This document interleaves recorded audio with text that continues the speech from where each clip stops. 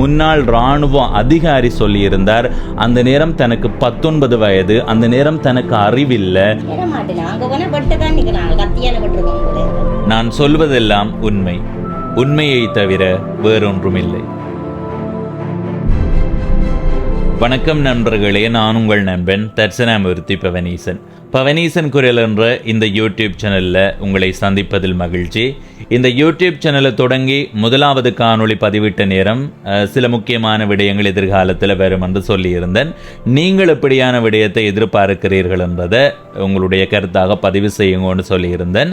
நிறைய பேர் நிறைய கருத்துக்களை வாட்ஸ்அப் மூலமாக எனக்கு அனுப்பியிருந்தார்கள். அதுலேயுமே குறிப்பாக எனக்கு தெரிஞ்ச ஒரு 15க்கும் மேற்பட்டவர்கள் அரசியல் சார்ந்த விடயங்களை தான் அதிகமாக எதிர்பார்க்கிறீர்கள், அதுவும் செய்தி சார்ந்து எதிர்பார்க்கிறீர்கள். உண்மையை சொல்லப்போனால் 15க்கும் அதிகமானவர்கள் எனக்குன்னா 17 பேர் அப்படி செய்திகள் சார்ந்து பதிவிடுங்கன்னு சொல்லியிருந்தார்கள். எனவே எதிர்காலத்தில் செய்திகளும் இருக்கும். அதை தாண்டி நான் முன்பு சொன்னதை போல நிறைய விடயங்களை உள்கொண்டு வர மாதிரி இருக்கும். இது இந்த காணொளியில் முன்னுக்கே சொல்லக்கூடிய விடயம்.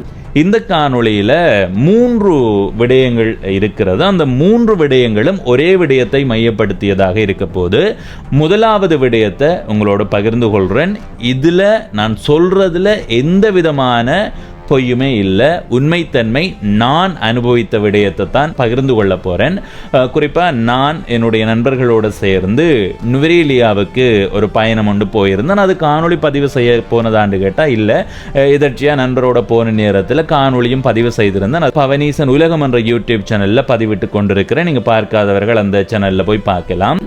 நாங்கள் அப்படி பயணம் செய்த நேரத்தில் ஒரு நாள் மாலை வேளையில் ஒரு உணவகத்துக்கு போகிறோம். அங்கே சாப்பிட்டு கொண்டிருந்தோம். ஒரு ஐயா வந்தார். அவர் சிங்களம். அவருக்கு கொஞ்சம் கொஞ்சம் தமிழ் தெரியும். அப்போ எந்த இடம் என்று கேட்ட நேரத்தில் நாங்கள் சொன்னோம் யாழ்ப்பாணம் என்று. அந்த ஐயா சொல்லியிருந்தார் தான் கொக்குவில் யாழ்ப்பாணத்தில் இருக்கிற பல இடங்களை சொல்லி இந்த இடத்துல எல்லாம் தான் வேலை செய்திருக்கிறேன்னு சொன்னார். அப்போ என்ன வேலை செய்தனீங்கன்னு கேட்ட நேரத்தில் தான் இராணுவத்தில் இருந்ததா சொல்லியிருந்தார். 1985 ஆண்டு காலப்பகுதியில் இருந்து 2005 ஆண்டு காலப்பகுதி வரைக்குமான 20 ஆண்டுகள் தான் யாழ்ப்பாணத்தில் பணிபுரிந்ததாக சொல்லியிருந்தார். அந்த நேரத்தில் நாங்கள் எங்களுக்கு இருக்கு, எங்களுடைய நாட்டை பொறுத்த வரைக்கும் இன ரீதியான முரண்பாடு இருக்குது. அந்த இன ரீதியான முரண்பாட்டை அடிப்படையாக கொண்டு நாங்கள் போகும்போது அவர்களோட என்ன சொல்றோம், ஒரு உறவு அதிகரிக்கும் போது 2 பக்கத்திலேயுமே இருக்கிற பிரச்சனைகள் எங்களுக்கு தெரிய வரும். அதன் மூலமாக உண்மையை அறியக்கூடிய மாதிரி இருக்கும். அந்த மாதிரி அந்த நபரோட நாங்கள் கதைச்சு கொண்டோம். அவர் தற்போது ஒரு தொடருந்து நிலையத்தில் காவலாளராக வேலை செய்கிறார். அவர் சொல்லியிருந்தார் தன் இராணுவத்தில் வேலை செய்ததால தான் அந்த வேலையும் கிடைத்திருந்ததாக. எனவே அவரோட நாங்கள் கதைச்சு கொண்டிருக்கிற நேரத்தில் அவர்கிட்ட நாங்கள் கேட்டிருந்தோம் இந்த மாதிரியான பிரச்சனை இருந்தது. அப்போ அந்த நேரத்தில் நீங்கள் நிறைய பேரை சுட்டனீங்களான்னு சொல்லி கேட்ட நேரத்தில் அவர் சொல்லியிருந்தார், அந்த நேரத்தில் என்னுடைய வேலை அது எனக்கு அது வேலையாக இருந்தது, எனக்கு தந்த வேலை, நான் வேலைக்காக வந்தேன். அப்போ அந்த நேரத்தில் செய்ய வேண்டி இருந்ததுன்ற ஒரு விடயத்தை சொல்லியிருந்தார். நீங்கள் எப்படி இராணுவத்துக்கு வந்த, நீங்கள் ஏன் அப்படியெல்லாம் செய்தனீங்கன்னு கேட்குற நேரத்தில் சத்தியமாக சொல்கிறேன், அந்த முன்னாள் இராணுவ அதிகாரி சொல்லியிருந்தார். அந்த நேரம் தனக்கு 19 வயது, அந்த நேரம் தனக்கு அறிவில்லை, பல வார்த்தைகளை சொல்லி தன் இராணுவத்தில் இணைத்திருந்தார்கள். தானும் வேலைக்காக அந்த இராணுவத்தில் இணைந்து பணியாற்ற தொடங்கினேன். அந்த நேரத்தில் அங்கே என்ன சொல்லப்படுகிறதோ அதையெல்லாம் செய்து கொண்டிருந்தேன் என்ற விடயத்தை அந்த இராணுவ அதிகாரி எங்களுக்கு சொல்லியிருந்தார். உண்மையிலேயே இது அவர் தன்னுடைய வாய் மூலமாக சொன்ன விடயம். திரும்ப கேட்டோம், நீங்கள் இப்ப உங்களுக்கு இந்த மாதிரி சொல்லி நீங்கள் சண்டைக்கு அனுப்பினா, உங்களை சுடுங்கோண்டு அனுப்பினா போவீங்களான்னு கேட்ட நேரத்தில் சத்தியமாக சொல்கிறேன், இந்த வார்த்தையும் அவருடைய வாயிலே இருந்து வந்தது இல்லை. எனக்கு பிள்ளைகள் இருக்குது, மனைவி இருக்குது, நான் இனி அந்த தவறை செய்ய மாட்டேன் என்ற ஒரு விடயத்தை அவர் சொல்லியிருந்தார். இராணுவத்தில் பணியாற்றுறது அவர் சொல்லல. அந்த காலத்தில் இங்கே வந்து தமிழர்கள் கொல்லப்பட்ட விடயம் தொடர்பாக அவர்கிட்ட அந்த சொன்ன நேரத்தில் தான் அவர் அந்த விடயத்தை சொல்லியிருந்தார். இப்போ ஒரு மகிழ்வான வாழ்க்கையை தான் வாழ்ந்து கொண்டிருக்கிறேன், இப்போ அந்த தவறை உணர்ந்து கொள்ற மாதிரியான விடயத்தை அவர் தன்னுடைய வார்த்தைகள் மூலமாக பகிர்ந்திருந்தார். இப்போது இருக்கிற அரசு தலைவர்கள் யார் நல்லவர் அப்படி இப்படி என்ற விடயத்தை எல்லாம் யார் உங்களுக்கு பொருத்தமானதா இருக்கிறார் என்ற விடயத்தை கேட்டிருந்தேன். தாங்கள் இந்த முறை குடும்பமாக வாக்கு போட்டது அனுர அரசாங்கத்துக்கு தான்.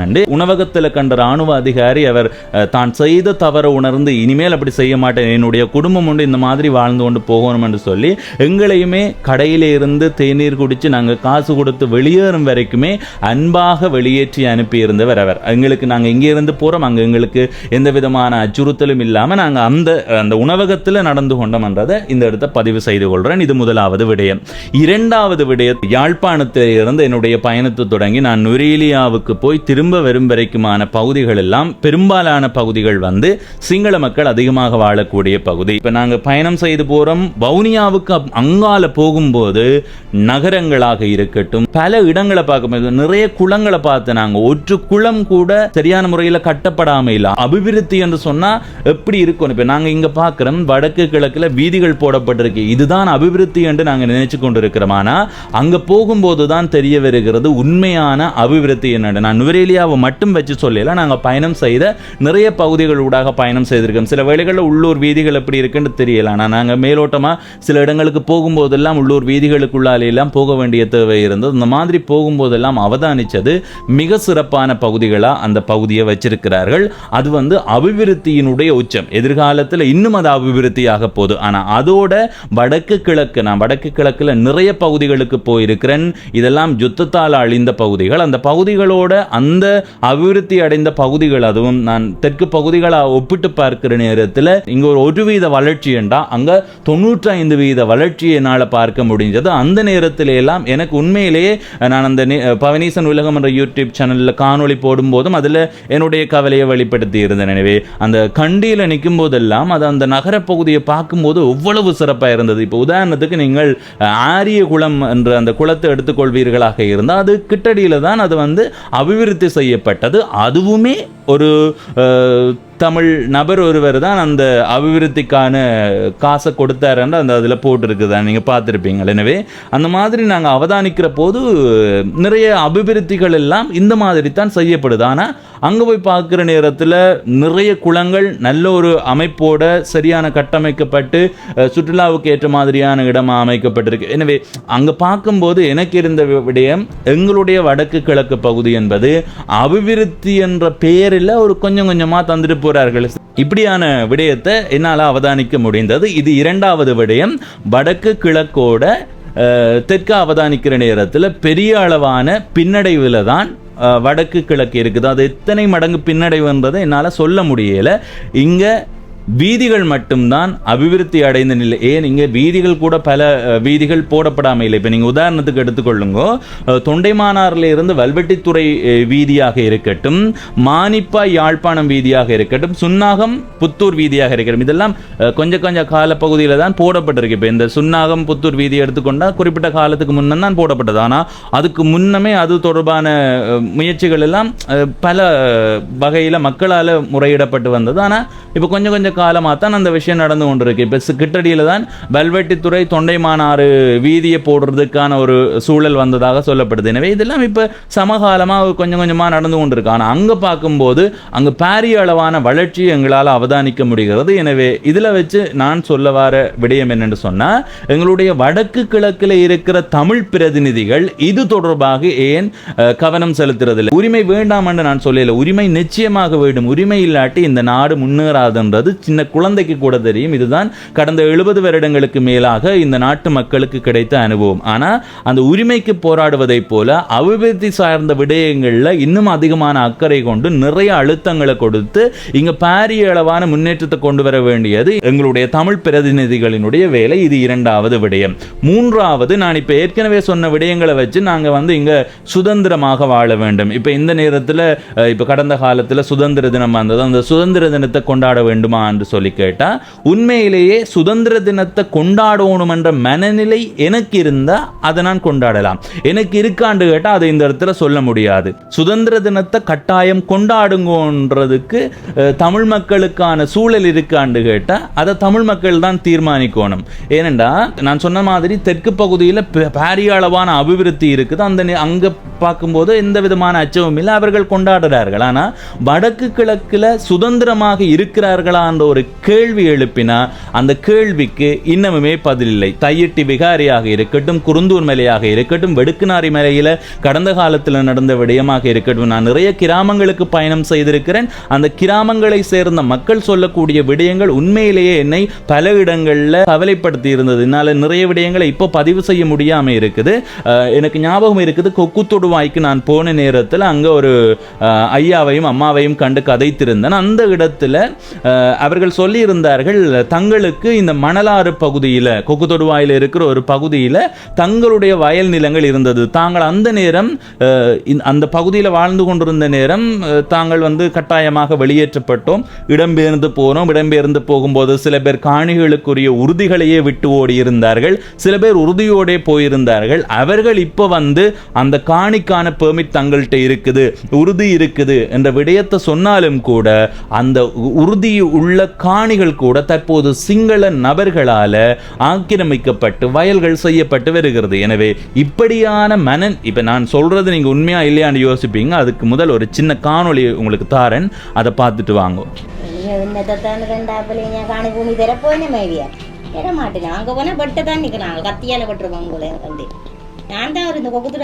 அப்படி நீங்க போய் எப்பயாவது சொல்லியிருக்கீங்களா? ஓ, இது கத்தி கொண்டு வாங்க, இது காணிக்க கூட பட்டுவோம் முடியும் சிங்கள மக்கள் அப்படி விரட்டினது. ஆனால் சிங்கள தலை கதைக்கிறோ தூசண தலையெல்லாம் பேய்ச்சினோம் என்ன வெட்டுறேன்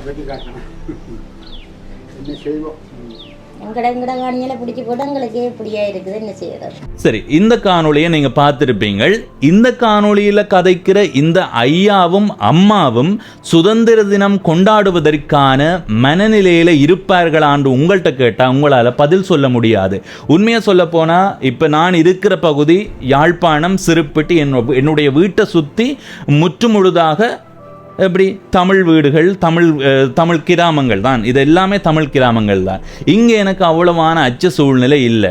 இங்கே இருந்து கொண்டு நான் சுதந்திர தினத்தை கொண்டாடுவோம், மக்கள் எல்லாம் நிம்மதியாக வாழுகிறார்கள், இனிவரும் காலத்தில் ஒற்றுமையாக வாழுவோம், எதற்காக இப்படியெல்லாம் நடந்து கொள்வான், ஒற்றுமையாக இருப்போம் என்ற ரீதியில் என்னுடைய கருத்தை பதிவு செய்தாலும், நான் கொக்கு தொடுவாயில போய் ஒரு மாதம் வாழ்ந்து அதுல திருப்தி அடைந்தால் மட்டும்தான் என்னால அந்த சுதந்திர தினத்தை நீங்க கொண்டாடுங்கோண்டா அவை குரல் விடுக்க முடியும். நாங்கள் சுதந்திரமாக இருக்கிறோம் என்றதை இங்க பள்ளிக்கூடத்துல படிக்கிறோம் என்றதை வச்சு, இல்லைன்னு சொன்னா எங்களுக்கு சரியான வைத்திய விடயங்கள் கிடைக்கிறதுன்றதை வச்சு நாங்கள் தீர்மானித்துக் கொள்றோம். ஆனா அப்படியே கொக்கு தொடுவாய் பக்கம் போவோம், இல்லைன்னு சொன்னா எல்லை பகுதிகள் நிறைய இருக்குது, தங்களுடைய காணிகளை இழந்திருக்கிறார்களே.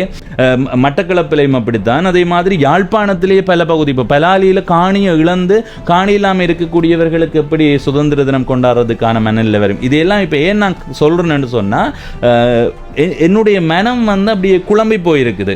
இப்போ நான் இங்கே இருக்கும்போது சுதந்திர தினத்தை ஏன் கொண்டாடணும்ன்ற ஒரு மனநிலை வந்தது. சரியா, அப்படியே அங்கால போய் ஒரு சிங்கள நபரோட கதைக்கும் போது என்ன பார், இது ஒற்றுமையாக தான் இருக்கு, அவர்களும் தவற உணர்ந்து கொள்கிறார்கள், சரி இனி ஒற்றுமையாக வாழ்வோம் என்ற ஒரு மனநிலையோட, சரி இனி சுதந்திரத்தை கொண்டாடுறதுக்கான ஒரு மனநிலையை உருவாக்கி கொள்வோம் மட்டும் நான் அந்த கடையில் கதைச்ச சிங்கள முன்னாள் இராணுவ அதிகாரியை வச்சு நான் தீர்மானித்துக் கொள்கிறேன். அப்படியே திரும்ப வரும்போது வடக்குக்கும் தெற்குக்கும் இடையிலான அபிவிருத்தி வித்தியாசம் எனக்கு தெரியுது. கொக்கு தொடுவாயில இருந்த தமிழர்களினுடைய காணி சிங்களவர்களால் அபகரிக்கப்பட்டு உறுதி இருக்குன்னு சொல்லப்பட்ட போதும் கூட வெட்டுவேன், இந்த காணியை விட்டு வெளியில போங்கோண்டு சிங்கள நபர் ஒருவரால் சொல்ல முடியுது என்று சொன்னா எப்படி நாங்கள் அதை அனுபவிச்சு கொள்ள முடியும்? இந்த காணொளி மூலமா நான் பதிவு செய்ய விரும்புறது என்னன்னு சொன்னா, முன்னைய காலத்தில் இந்த தொடர்பாடல் ரீதியான விடயங்கள் இல்லை. உண்மையிலேயே வடக்கு கிழக்கில் எப்படி இருக்குன்றது தெற்கில் இருக்கிறவர்களுக்கு தெரியாது. ஆனால் இப்ப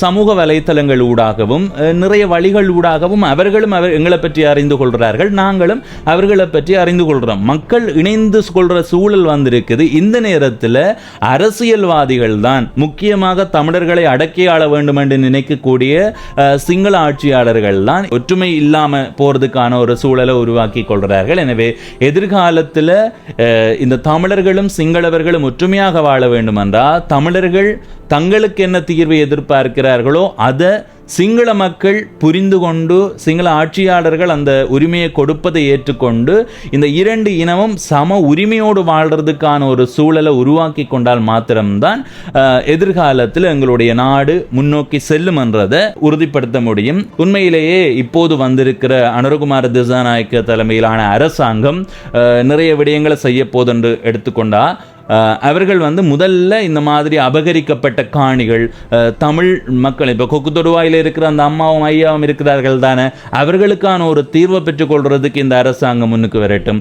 இந்த மாதிரியான பிரச்சனைகளை இன முரண்பாட்டை தீர்ப்போம் என்று வந்திருக்கக்கூடிய அரசாங்கம் தீர்த்து வைப்பது எதிர்காலத்தில் ஒரு நல்ல முன்னேற்றத்துக்கு வழி சமைக்கும் என்று நான் நினைக்கிறேன். ஏனென்றா நான் அவதானித்த வரைக்கும் பொதுமக்களுக்கும் இடையிலான முரண்பாடு மிக குறைவாக இருக்கு. அது அடக்கி ஆளணும் என்று நினைக்கிற ஒரு 5% ஒட்டுமொத்த சிங்களவர்களும் அப்படி என்ற முடிவை எடுத்துக்கொள்ள முடியாது. அதற்காக ஒட்டுமொத்த சிங்களவர்களும் நல்லவர்கள் என்றும் எடுத்துக்கொள்ள முடியாது. ஏன்னா இப்ப அவர்கள் தவற உணர்ந்து கதைக்கிறார்கள், ஆனால் செய்யும் போதே அதை உணர்ந்திருந்தால் இன்னும் இந்த நாடு நல்லா இருந்திருக்கும் என்றது என்னுடைய கருத்து. எனவே இந்த காணொளி பற்றி உங்களுடைய கருத்தை பகிர்ந்து கொள்ளுங்கள். நீங்கள் சிங்கள மக்கள் தொடர்பாக என்ன எண்ணம் வைத்திருக்கிறீர்கள் என்றதை உங்களுடைய கருத்தாக பதிவு செய்யுங்கள். நன்றி, வணக்கம்.